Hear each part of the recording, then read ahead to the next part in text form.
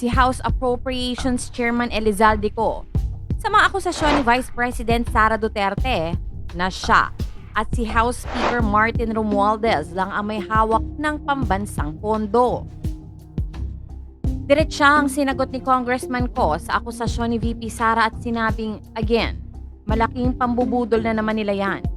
Akala siguro nila hindi matalino ang taong bayan. Paliwanag pa ni Co, imposible ang paratang ni VP Sara dahil ang Committee on Appropriations po ay may miyembro na 139 at ang Vice Chairman ay 36. Dagdag pa ni Co, dadaan din sa pagsusuri ang 24 na senador.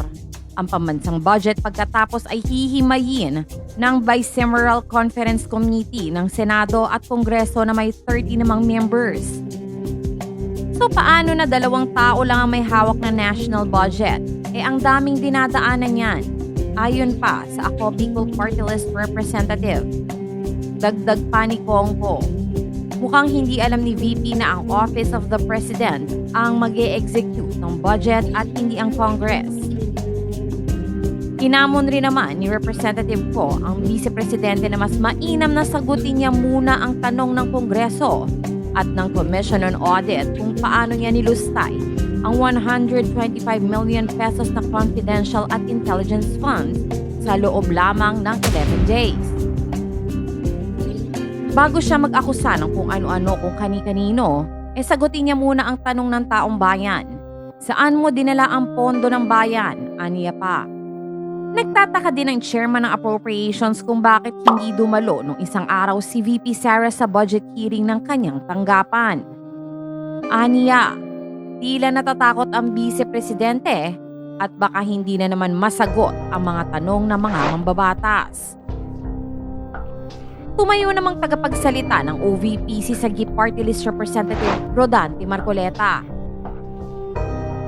Hindi sumipot si Vice President Sara Duterte sa deliberasyon ng hinihingi nitong 2.37 bilyong budget para sa 2025 nitong September 10. Sa halip, ay sumulat si Duterte kina Speaker Ferdinand Martin Romualdez at Ako Bicol Party List Representative Elizalde Co, Chairperson ng House Committee on Appropriations, upang sabihin na naisumite na nito ang detalyadong presentasyon ng panukalang budget ng Office of the Vice President.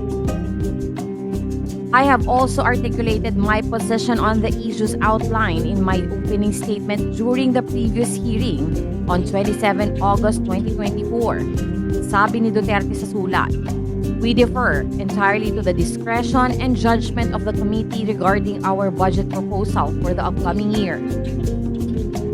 Kahit wala si Duterte at iba pang mga opisyal ng OVP, tinuloy ng komite ang pagtalakay sa panukalang budget. Sinikap ni Davao City Representative Isidro Ungab at Sagip Party List Representative Rodante Marcoleta na i-terminate ang deliberasyon sa OVP budget. Sa botong 3, pabor at 45 ang tutol, binasura ng komite ang motion. Hindi naman pinalagpas ni ACT Teachers Party List Representative Franz Castro at Gabriela Representative Arlene Brosas ang pag-boycott ni Duterte sa deliberasyon na hinihingi nitong 2.37 billion pesos na pondo para sa 2025. So ang problema dito talagang bratinela. Bratinela to the max. Ayaw na nga matanong, umiiwas sa mga tanong, sabi ni Castro. Pasensya na po ang taong bayan, binoycott tayo ng Vice President. Inilabas naman ni Duterte ang ikalawang bahagi ng recorded interview nito kung saan inakusahan niya sina Speaker Ferdinand Martin Romualdez at Ako Bicol Party List Representative Zalde Co, Chairman ng Appropriations Committee, na siyang nasa likod ng pagkontrol sa national budget. Ang budget ng Pilipinas ay hawak lang ng dalawang tao. Hawak lang siya ni na Congressman Zalde Co at Congressman Martin Romualdez. Yan ang katotohanan, ani Duterte, na nagsabi pang isa ito sa rason kung bakit siya nag-resign bilang kalihim ng Department of Education noong June. Tinawag naman ni Representative Co na isang pambubudol ang akusasyon ni Duterte at nais lamang lituhin ng publiko at ilihis ang usapin sa tunay na isyong kinakaharap nito. Again, pambubudol na naman po yan. Napakalaking pambubudol. Akala nila ang taong bayan hindi matalino. Matalino po.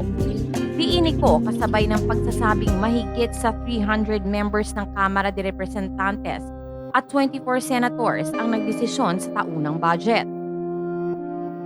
Aniya, si VP Duterte umano ang dapat magpaliwanag sa mga nilustay na pondo ng OVP at Department of Education. Kung nagagawa niya po iyan sa Davao, sa confidential funds na lustayin in 11 days, kayang-kaya niya rin po yang gawin kapag siya na po ang nakaupo at ang kanya mga pananakot sa aming mga kongresista. Hindi na po ito dapat pangpalagpasin. Diin ni ko.